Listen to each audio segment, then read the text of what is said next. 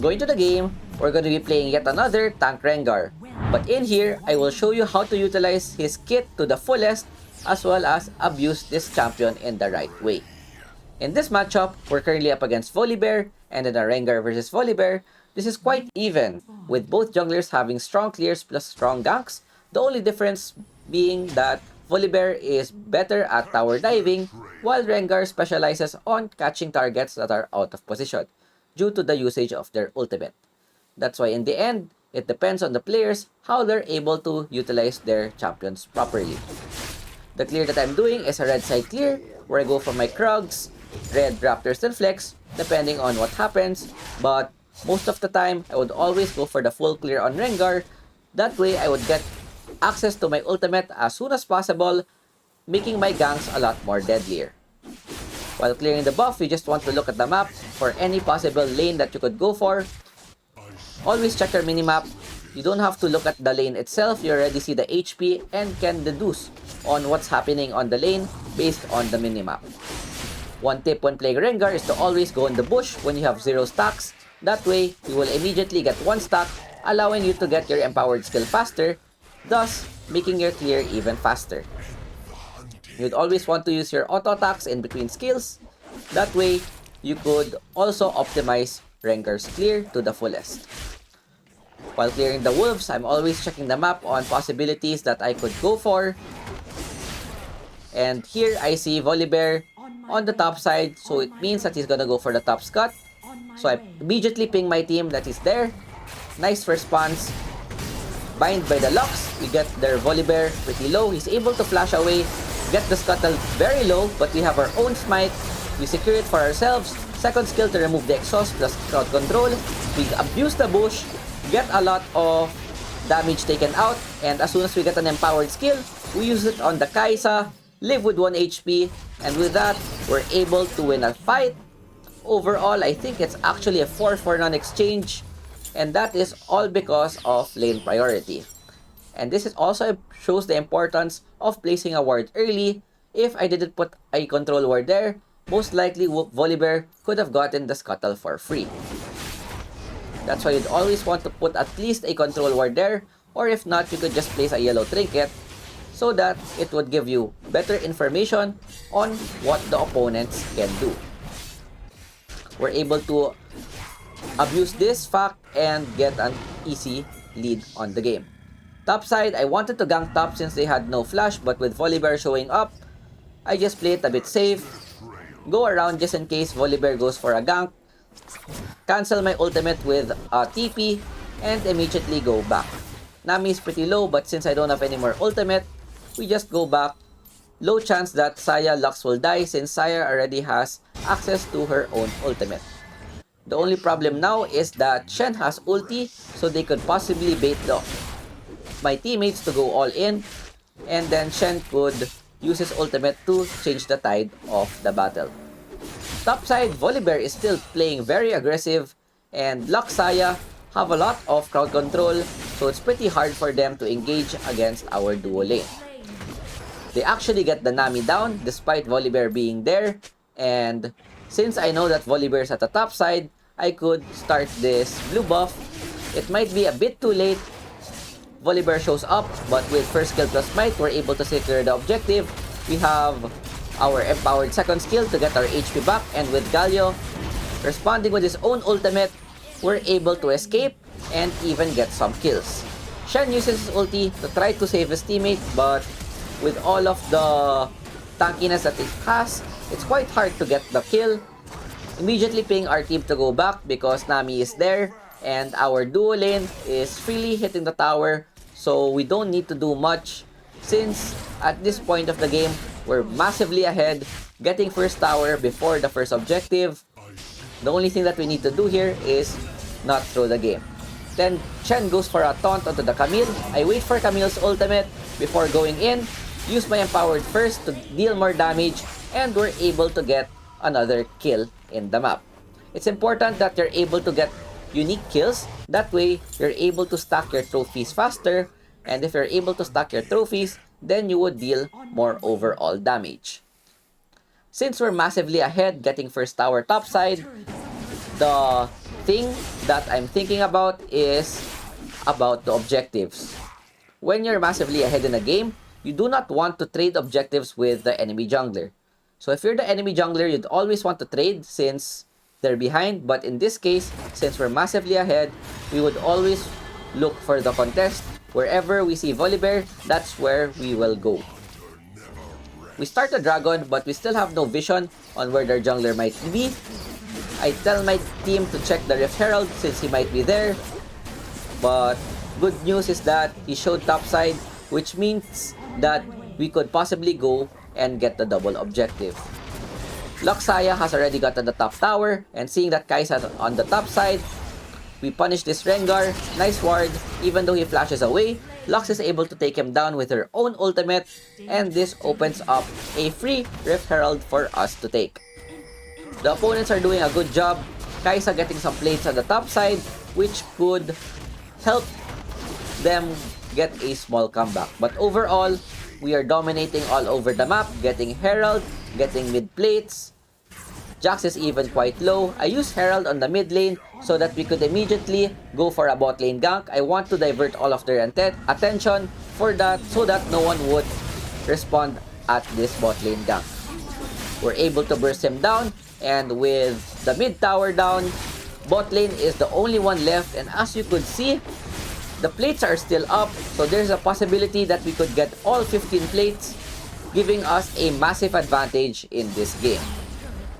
After clearing the bot lane tower, we go back to our own camp since this is all open.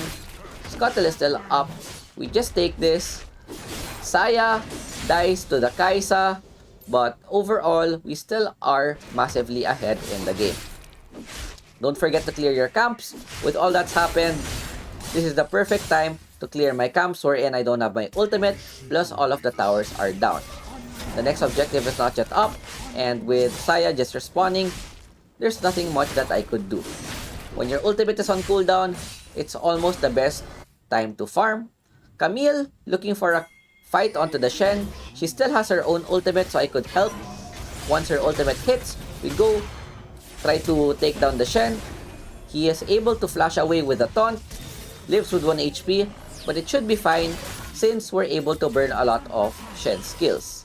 The opponents make a play on the top side since they see me bot lane. Good play by them. They're able to get a counter tower, giving them a bit of breathing room and helping their Kai'Sa get his money back. With the objective not yet spawning, I want to take my buffs before doing anything else. Getting red buff is very important for Rengar since this would increase my overall damage. Blue buff is also good for the cooldown reduction. Despite not having any mana, it's still quite good for a champion like Rengar. Clearing all of my camps. Of course, even though you're very active on the map, you do not want to forget to clear your jungle camps. After clearing the Gromp, with my ultimate up, I would definitely look for a fight, but what I'm doing now is trying to complete my Spirit Visage. But since it's not yet complete, we look to go for a gank mid lane. Kai'Sa out of position, get a snare onto her. Galio is in a bit out of position. I have to flash away. 500 healing on my second skill. I still have my Q for the empowered stack. Camille arrives. They go for the Volibear who's out of position. We get a kill. Camille goes in with her own ultimate. We use our empowered second skill for the move speed. Shen is able to escape. Not that much. Lux doing pretty good job with all of the poke and damage that she is dealing. On the other side of the map, the Jax is just split pushing. He's able to get 2 of our top towers, giving them more bounty gold. All in all, even though we're ahead, there is still a way for us to lose. Because if you look at their composition, their scaling is really strong with Shen for the protection, Kai'Sa, Jax, hard carry. If you compare it to our composition, it's not that strong. I bait the Gromp since I know that Volibear has Smite. Smite is 800. We force the flash. We go in, catch the taunt. We have our second skill to mitigate the damage. Jump onto the Nami. Go to the bush. Go to the Jax. Second skill again. We take down their Kai'Sa. Look at the healing that we're dealing right now. We go to the Nami. juke the opponents yet again. I have my second skill for even more healing. Volibear bites me with the second skill, and every time we get a kill, getting additional healing plus triumph just allows us to become super sustainable in that team fight. And that is how you could maximize Rengar's second skill, wherein not only do you deal damage, you're also receiving massive amounts of healing. Take note that I don't even have Spirit Visage in that fight. What more, if I have that item, then I would get even more HP every time I use my second skill.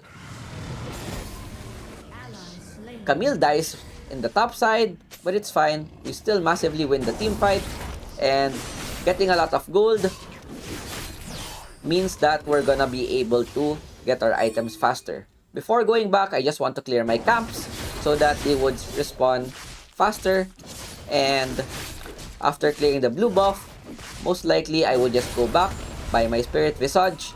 That way, I would have even more healing.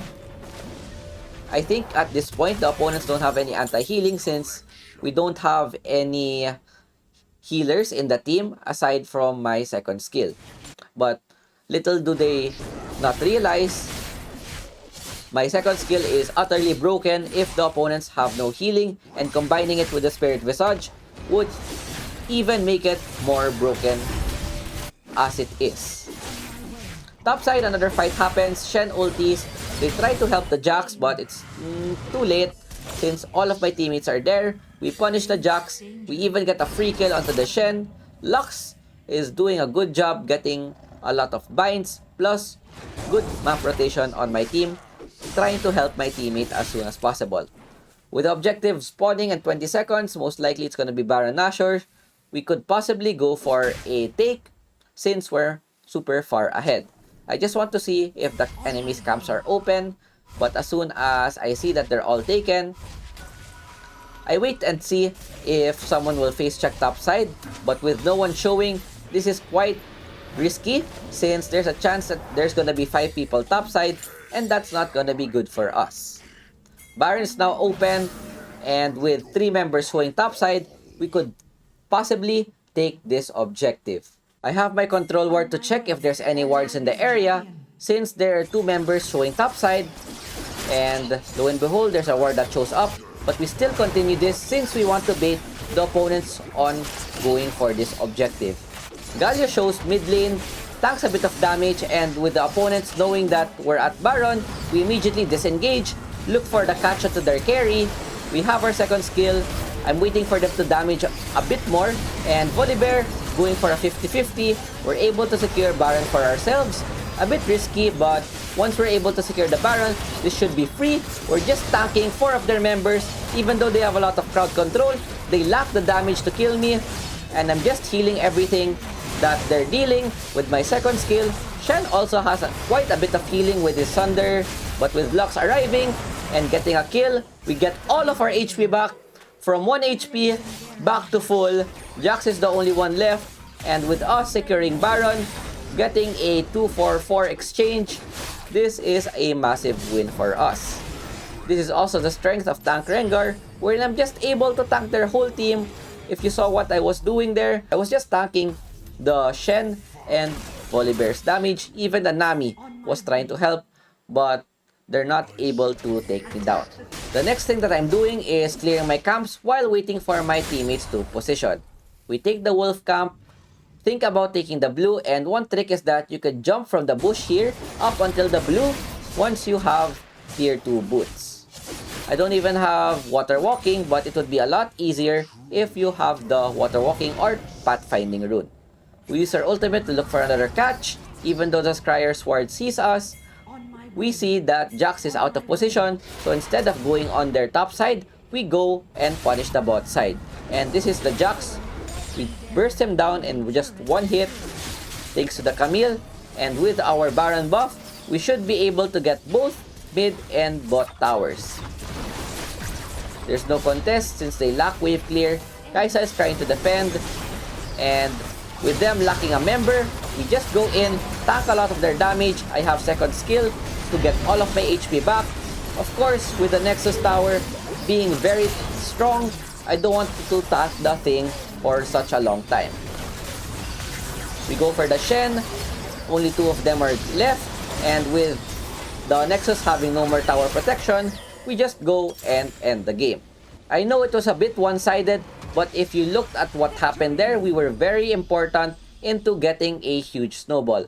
From engaging on the scuttler into tanking their entire enemy team, our teammates were able to get space and deal a lot of damage. 100% Rengar in Challenger tier. We get MVP. Props to our teammates for all of the follow-up they're able to do with the Lux Bind, Galio ults, 9-0 and 11. Looking at the damage dealt, 21k. Even though we're building tank, 25k damage taken. And we're able to dominate the other side, tank a lot of their damage while deal damage at the same time. So that's it for our Rengar jungle. I hope you guys enjoyed and I'll see you guys next time. Peace out. Ciao, ciao.